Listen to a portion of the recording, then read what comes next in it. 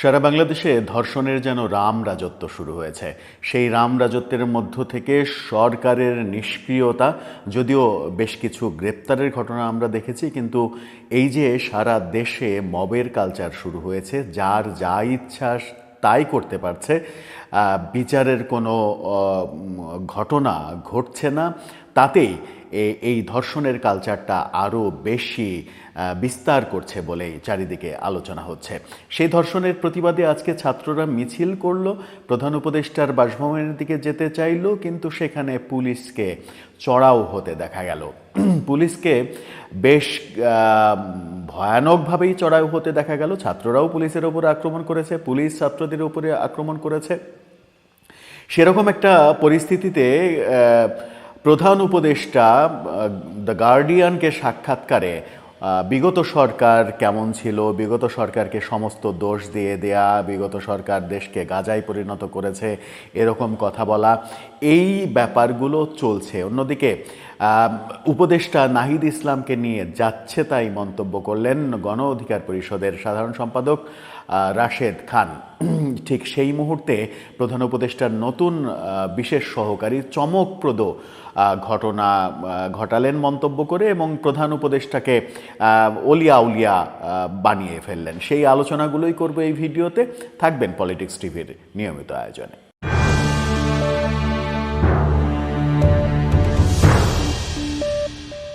দর্শক, পলিটিক্স টিভির ভিডিওগুলো এখন থেকে নিয়মিত স্পন্সর করছে প্রজাপতি.টিভি, নতুন ওটিটি প্ল্যাটফর্ম। আপনারা চাইলে ইউটিউবে, ফেসবুকে, ইনস্টাগ্রামে, টিকটকে দেখে নিতে পারেন। আমাদের ডিসক্রিপশন বক্সেও লিঙ্ক আছে, সেখান থেকে দেখে নিতে পারেন। চলে যাই মূল ভিডিওতে।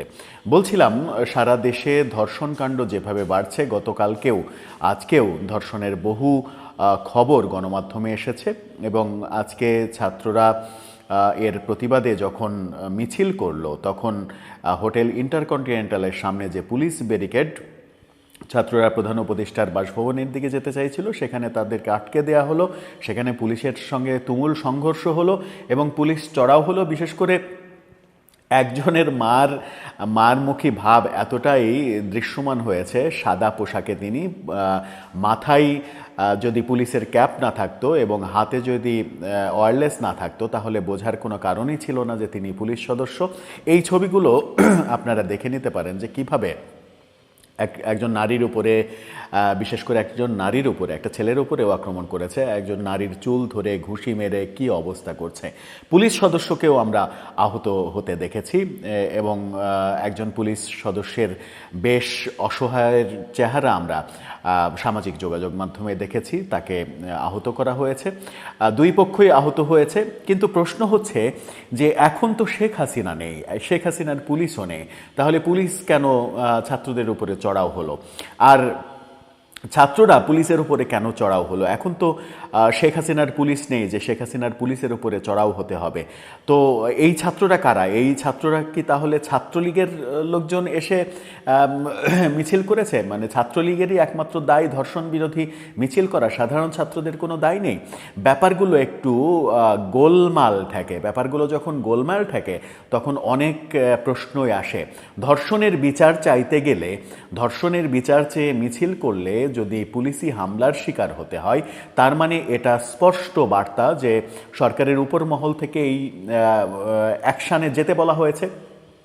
তো উপর মহল থেকে অ্যাকশানে যেতে বলা হলো কেন? উপরমহল থেকে অ্যাকশানে যেতে বলা হওয়ার কারণ থাকতে পারে একটাই, যে সরকার ধর্ষণের বিপক্ষে কোনো মানে সোচ্চার অবস্থানে যেতে চায় না। যদি যেতে চাইতো তাহলে তো অ্যাকশানে যাওয়ার কথা নয়। ছাত্ররা মানে পুলিশকে এই কারণে চড়াও হলো যে ছাত্ররা স্বরাষ্ট্র উপদেষ্টার গ্রেপ্তার দাবি করেছে।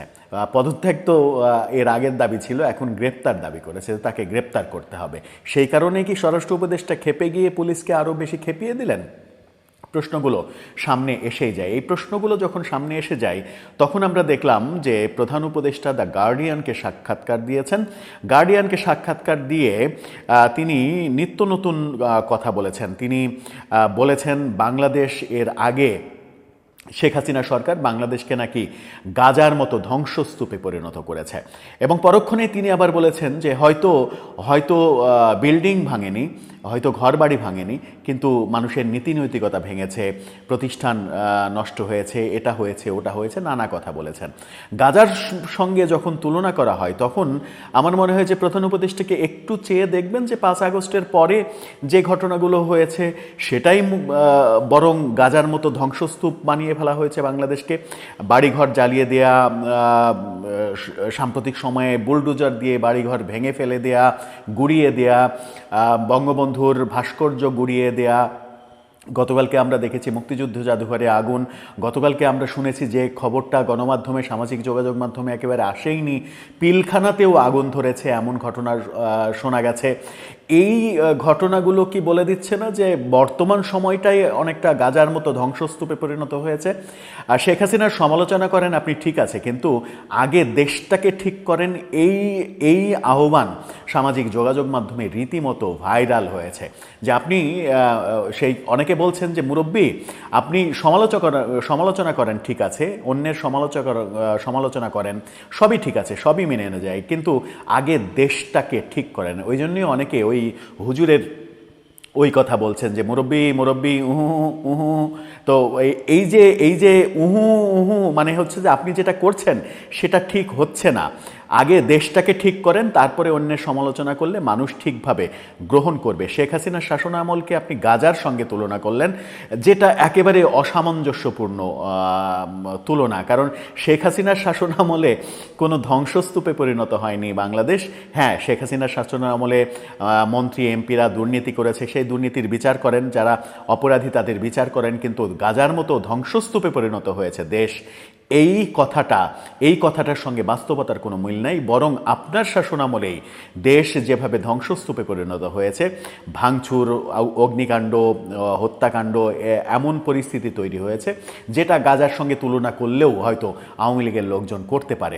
সেখানে আপনি সমালোচনা করতে পারবেন কিনা সেটা একটা বড় বিষয়। শেখ হাসিনার সম্পর্কে আর একটা সমালোচনা করেছেন তিনি, বলেছেন শেখ হাসিনার শাসনকাল কোনো সরকারের শাসনকাল ছিল না, সেটা একটা দস্যু পরিবারের শাসনকাল ছিল।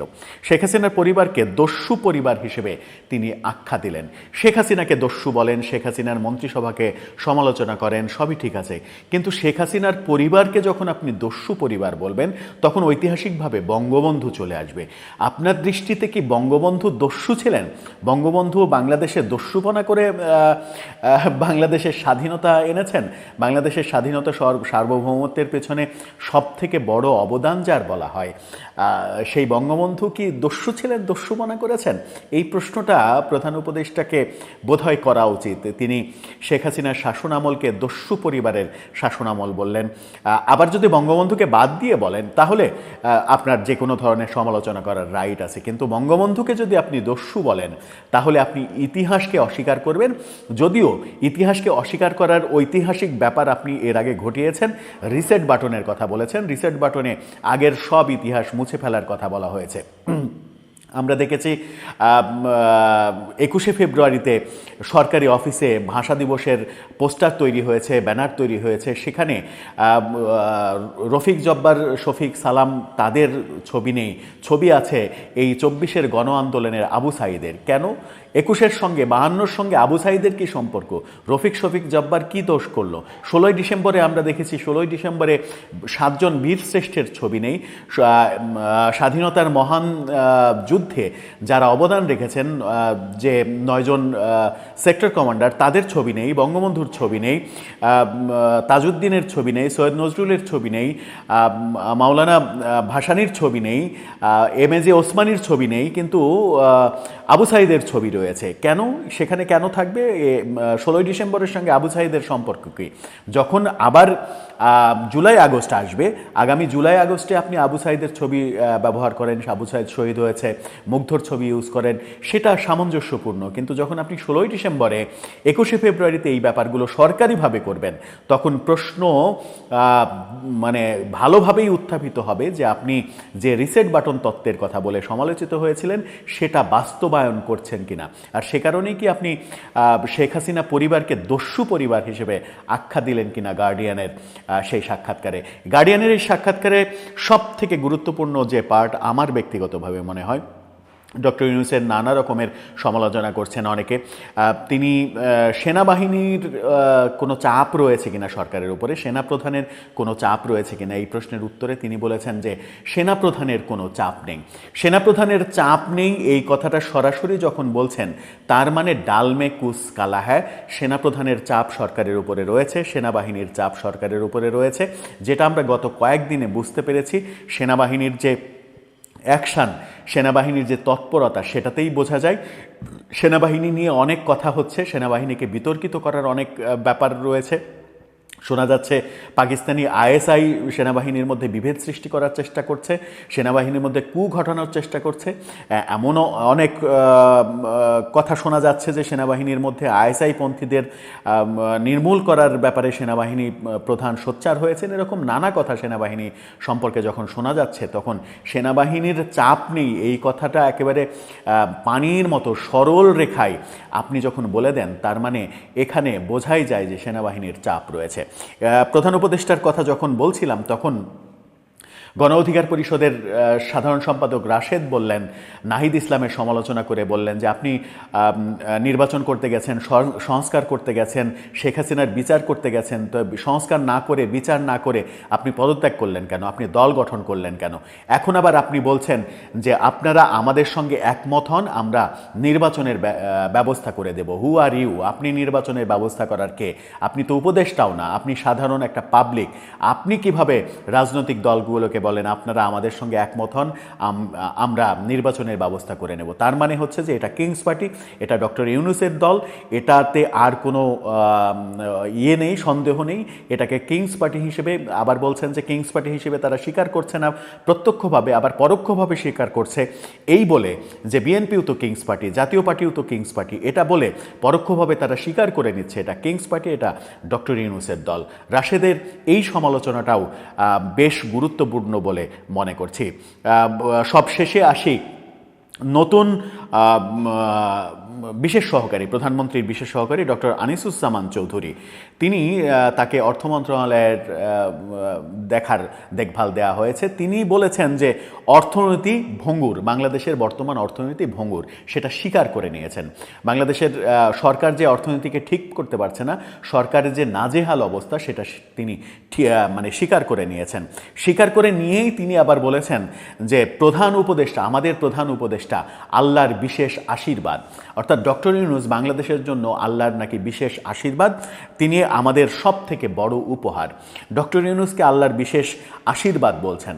ডক্টর ইউনূস কি অলি আউলিয়া হয়ে বাংলাদেশে এসেছেন বাংলাদেশকে ঠিক করার জন্য? যদি সেটা এসে থাকেন তাহলে বাংলাদেশের জন্য সত্যিই আশীর্বাদ, যদি ঠিকঠাক করতে পারেন। কিন্তু আমরা দৃশ্য তো দেখছি যে তিনি ঠিকঠাক করতে পারছেন না, তিনি সর্বক্ষেত্রে ব্যর্থ হচ্ছেন। আর সর্বক্ষেত্রে যখন ব্যর্থ হচ্ছেন, বাংলাদেশের ধর্ষণকাণ্ড যখন একেবারে সীমাহীন গতিতে চলছে, ঠিক তখন অন্যের সমালোচনা করছেন, আগের সরকারের সমালোচনা করছেন, অন্যদেরকে সমালোচনা করছেন, দায়গুলো অন্যের উপরে চাপাচ্ছেন, তখনই কিন্তু সামাজিক যোগাযোগ মাধ্যমে এই সুর উঠছে, মুরব্বি মুরব্বি, ব্যাপারটা আসলেই হাস্যকর। দর্শক, আপনার কি মনে হয়? আপনার মতামত জানিয়ে লিখতে পারেন আমাদের কমেন্ট বক্সে।